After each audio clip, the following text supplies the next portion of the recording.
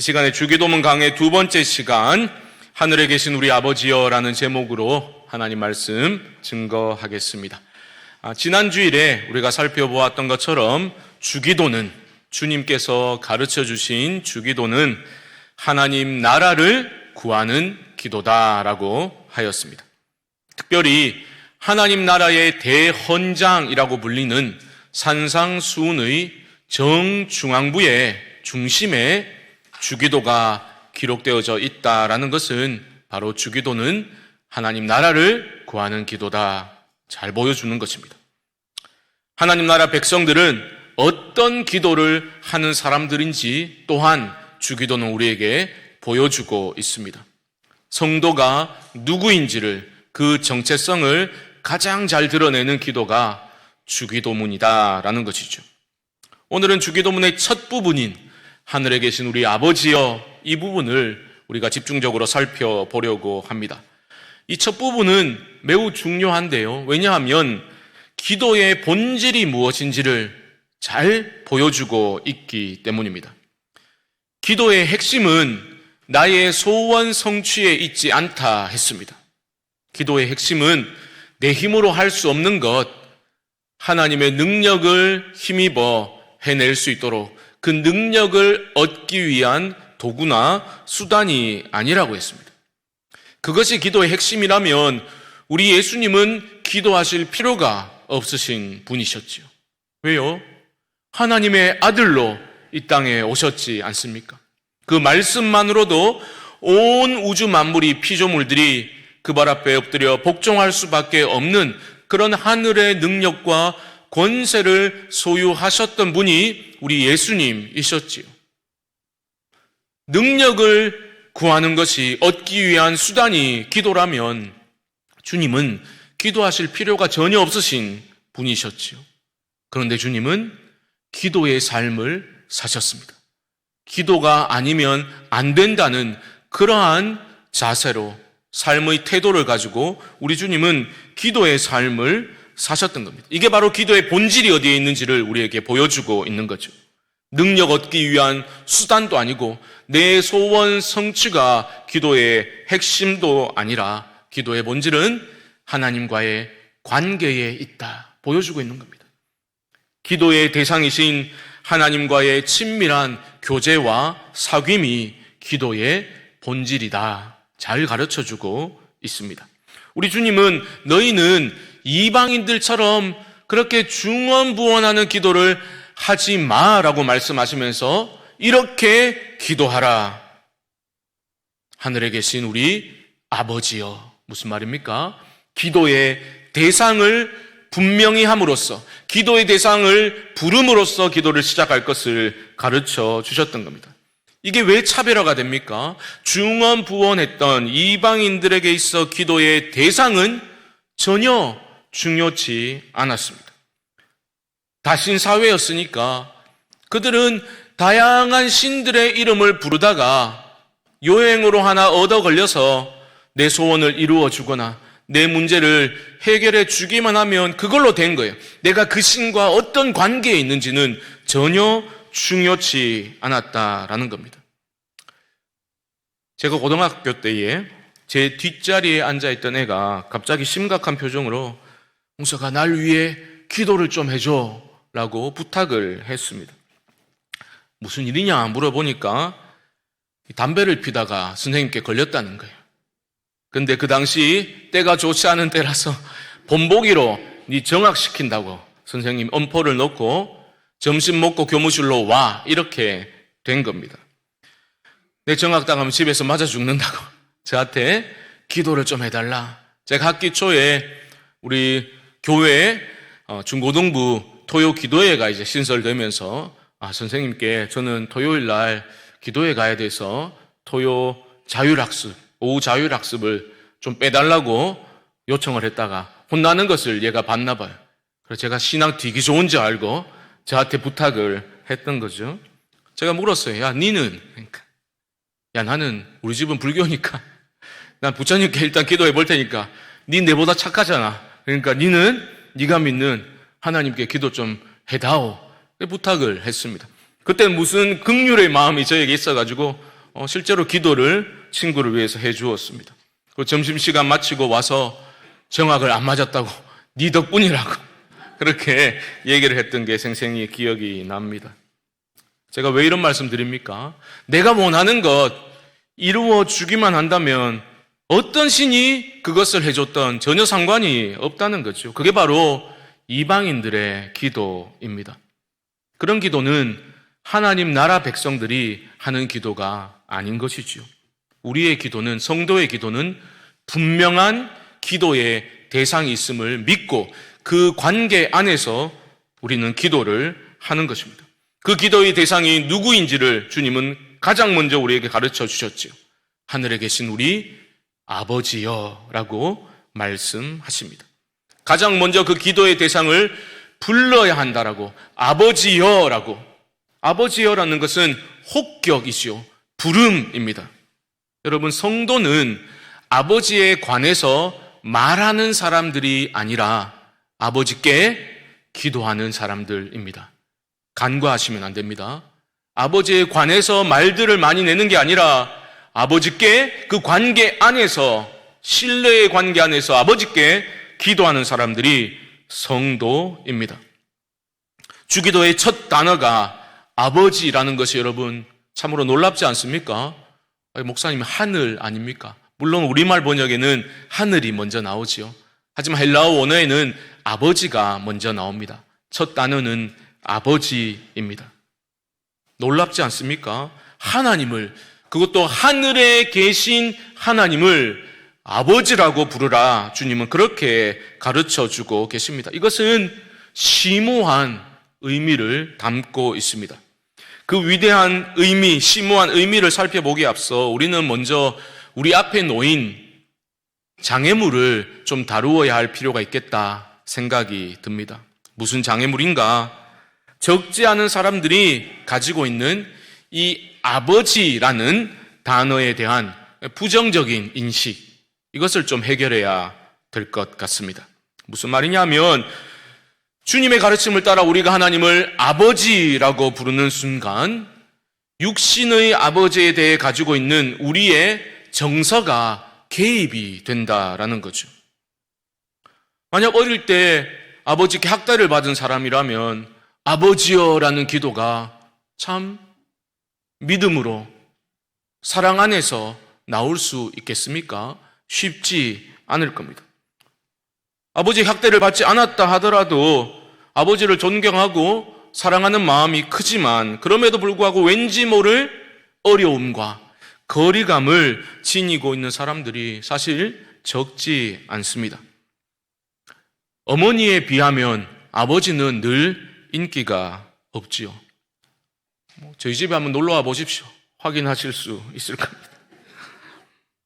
군대 다녀오신 분들은 아시겠지만 군대에서도 무슨 뛰어내리는 강화 훈련 이런 거 할 때 누구 이름을 부릅니까? 아버지라고 부르는 사람 없어요. 다 어머니나 아니면 능력 있는 자들은 여자친구 이름을 부르든지 그렇게 뛰어내리지 아버지 이러면서 뛰어내리는 훈련병들은 거의 없습니다. 유교 훈련 받을 때도 조교가 어머니의 마음 힘차게 부릅니다 이러면 막 나 실제 괴로움 이러면서 막 찔찔 울고 그러죠.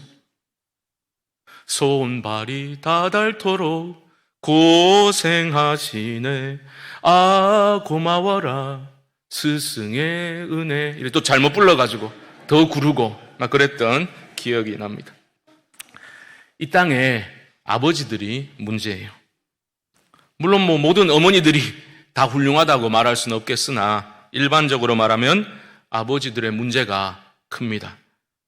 아버지들은 권위적이고 강압적으로 자녀를 대하는 경우가 어머니에 비하면 훨씬 더 빈도수가 높지요. 그래서 자녀들에게 상처를 주기도 합니다. 상처를 주지 않았다 하더라도 어머니의 그 자애로움과 희생적인 사랑에 비하면 아버지들은 늘 순위에서 밀리기 쉽지요. 자녀들에게 있어 아버지는 가까이 하기 어려운 대상일 경우가 많습니다. 이런 육신의 아버지에 대한 정서가 아버지여라고 기도할 때 그 정서가 개입되기 때문에 처음부터 우리는 딱 걸릴 수가 있는 거죠. 실제로 그 아버지라는 단어에 막혀가지고 기도하기를 어려워하는 사람들을 만나는 것을 볼 수가 있습니다. 하지만 우리가 경험한 그 육신의 아버지 경험으로 하늘 아버지를 그리면 안 되는 겁니다. 육신의 아버지에 대해서 내가 가지고 있는 부정적인 이미지를 하늘 아버지께 투사해서 하나님 아버지는 이런 분일 거야 라고 잘못 생각하면 안 됩니다. 왜곡하면 안 됩니다. 주님께서 하나님을 아버지여라고 부르라고 하신 것은 우리 육신의 아버지에 대해 가지고 있는 모든 긍정적인 경험들을 하나님께 투사해서 이 땅의 그 아버지들의 좋은 점들 때문에 하나님 아버지라고 부르라 말씀하신 것이 아니다라는 겁니다. 오히려 그 반대 방향으로 가야만 하는 거죠. 모든 이 땅의 아버지들은 우리의 하나님 아버지 경험에 기초하여 평가받아야만 하는 겁니다. 스탠리 하우어스라는 신학자는 그래서 이렇게 말했습니다. 들어보십시오. 하나님의 아버지 되심은 모든 인간 아버지들에 대한 심판이다. 하나님을 아버지라고 부르며 기도하는 것은 현 상태의 인간 아버지들에 대한 도전이다. 곱씹어 볼 만한 그러한 주장입니다. 다시 강조드리지만 우리의 생물학적인 아버지에 대해 가지고 있는 이미지로 성부 하나님, 하늘 아버지를 그리면 안 됩니다. 그럼 어떻게 해야 됩니까? 바로 예수님이 성부 하나님에 대해서 말씀하신 대로, 성경에 기록된 대로 그 말씀을 통해서 우리는 하나님 아버지가 어떤 분이신지, 하나님의 아버지 되심이 어떤 의미인지를 우리는 믿어야만 하는 겁니다. 예수님은 하나님의 아버지 되심에 대해서 말씀을 하셨지요. 가장 선명히 아버지가 어떤 아버지인지를 보여준 내용이 누가복음 15장, 여러분 잘 아시는 탕자의 비유 이야기에 잘 나타나 있습니다. 사실 탕자의 비유, 그 이야기의 주인공은 집 나간 아들이 아니라 그 아들을 끝까지 사랑하는 아버지가 주인공입니다. 아버지의 가슴에 대못을 받고 떠나버린 그 배은망덕한 아들을 향해 끝없는 사랑을 쏟아붓는 그런 아버지의 모습이 바로 우리 같은 죄인들을 끝없이 용납하시고 사랑하시는 하나님 아버지의 모습이라는 거죠. 그래서 팀 켈러는 이 비유를 다룬 그 책의 제목을 탕부 하나님, prodigal God이라고, 탕부 하나님이라고 정하기도 했습니다. 육신의 아버지와 다르지요. 엄격하고 잘못하면 다시 기회를 주지 않는 그런 매정한 아버지가 아니라 사랑을 한없이 부으시는, 그 사랑을 한없이 낭비하시는 탕부 하나님을 우리는 아버지라고 부르며 기도를 하는 것입니다. 여러분, 예수님은 공생에 이 땅에서 살아가시면서 하나님을 아버지라고 부르셨죠. 늘 아버지라고 부르셨어요. 그 아버지라는 단어는 딱딱한 단어가 아니라 친밀함의 표현이었습니다. 어렵고 왠지 모를 거리감을 느끼게 하는 그런 관계가 아니었다라는 겁니다. 심지어 예수님은 하나님을 무엇이라 불렀습니까? 어떻게 불렀습니까? 아바 아버지라고 불렀죠. 아바 아버지. 아람어 아바는 우리말 아빠에 해당되는 단어입니다. 친근하게 부르는 거죠. 물론 어떤 학자는 아바는 데이디가 아니라고, 아빠라고 번역하기에는 어려움이 있다라고 주장하기도 했지만 학자들의 일반적인 견해는 여전히 친근한 관계를 표현하는 가족 언어가 아바라는 아람어 단어였다라고 봅니다. 분명한 것은 예수님은 하나님을 아버지, 아빠라고 부를 때 친근함을 드러내셨다라는 거죠. 여기 앉아 계신 분들 중에 기도할 때 아빠, 아버지라고 부르는 것이 너무 경망스럽게 느껴져서 거부감을 가질 분들도 계실 겁니다. 야, 암만 그래도 아빠가 뭐냐? 아버님이라고 불러드리자. 뭐 그렇게 말씀하실 분도 계실 겁니다. 분명한 것은 하나님을 아버지라고 우리 주님이 부르셨을 때 친밀한 관계를 분명히 드러내신 겁니다. 그리고 너희 또한 아버지여라고 기도하라 하셨을 때 그 주님의 가르침은 단순한 호칭 문제를 정리하시는 것이 아니라 아버지여라고 부름으로써 어떤 아버지 하나님과의 경직되고 율법적인 관계가 아니라 하나님을 아버지로 새롭게 만나야 한다는 초청의 말씀으로 우리는 받아들여야 하는 겁니다. 만약 여러분이 아이고 암만 그래도 아빠는 좀 그렇다라는 생각이 드시면 굳이 아빠라고 안 하셔도 돼요. 아버지 하나님이라고 부르시면 됩니다. 하지만 놓치시면 안 됩니다. 그 아버지여라고 부름에 있어 우리의 정서는 딱딱함이 아니라 아버지를 향한 친밀한 또한 신뢰의 관계로 들어가는 것임을 여러분 놓치시면 안 됩니다. 자식은 아버지를 닮아가게 되어 있습니다. 너무나 자연스러운 이치인 것처럼 우리 또한 하나님을 아버지라고 부르면서 그 하늘 아버지를 닮아가게 됩니다.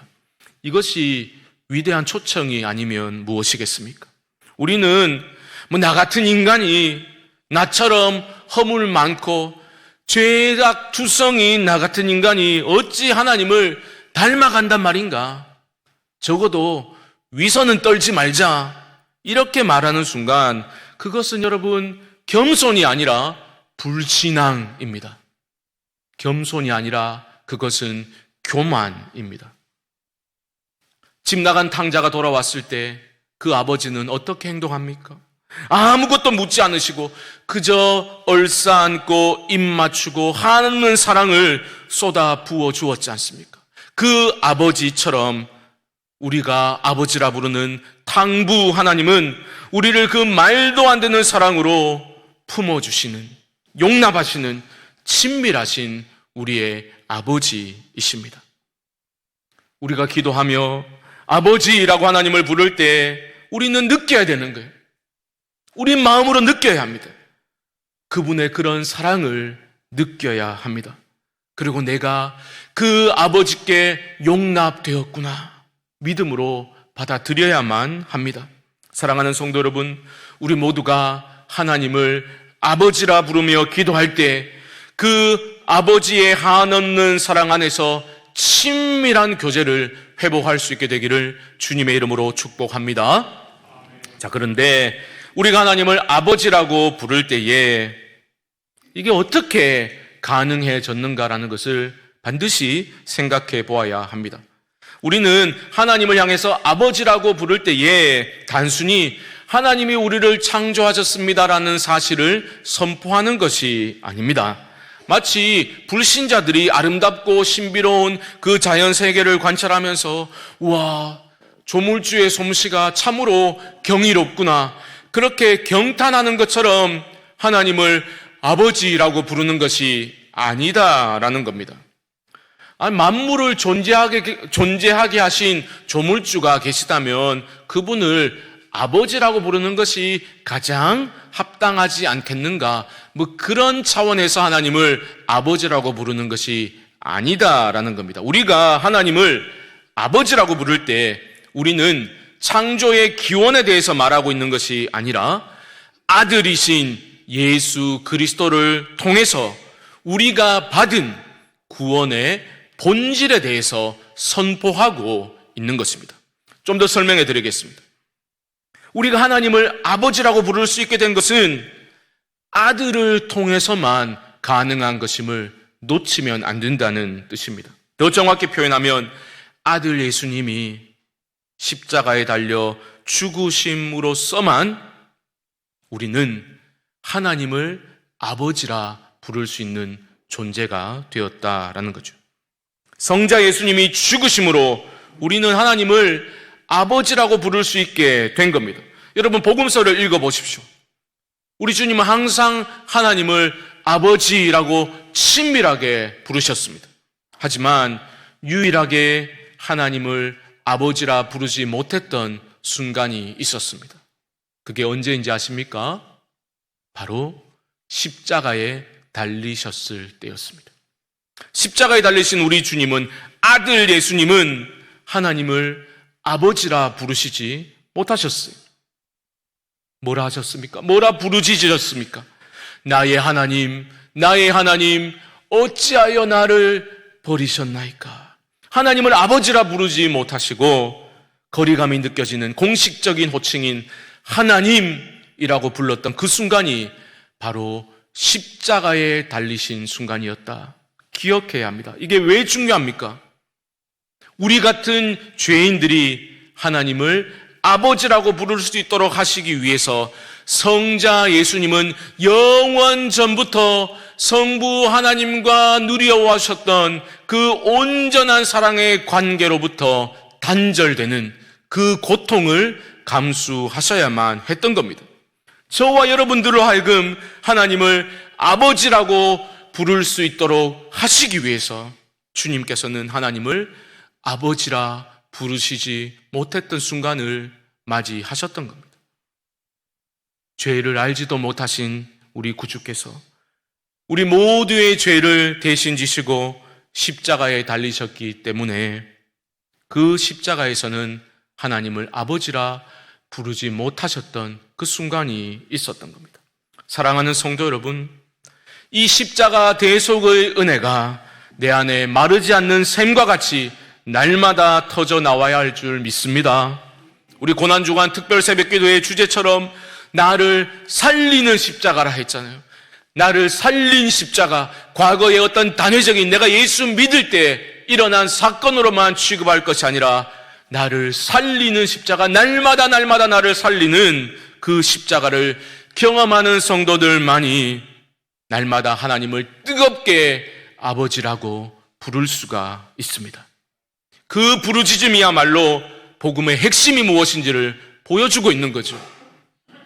십자가의 근거에서 감사와 찬양의 고백으로, 선포로 우리는 아버지여라고 부르고 기도하고 있는 것입니다.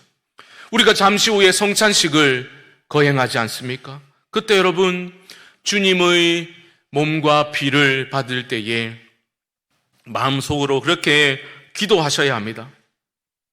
주님, 나로 하여금 하나님을 아버지라 부를 수 있도록 하시기 위해서 주님은 십자가에 달리셔서 아버지를 아버지라 부르시지 못하셨군요. 감사합니다. 그 대속의 은혜를 기억하며 살아갈 수 있도록 이 시간 저에게 은혜를 주십시오. 그런 기도를 올려드리실 수 있기를 바랍니다.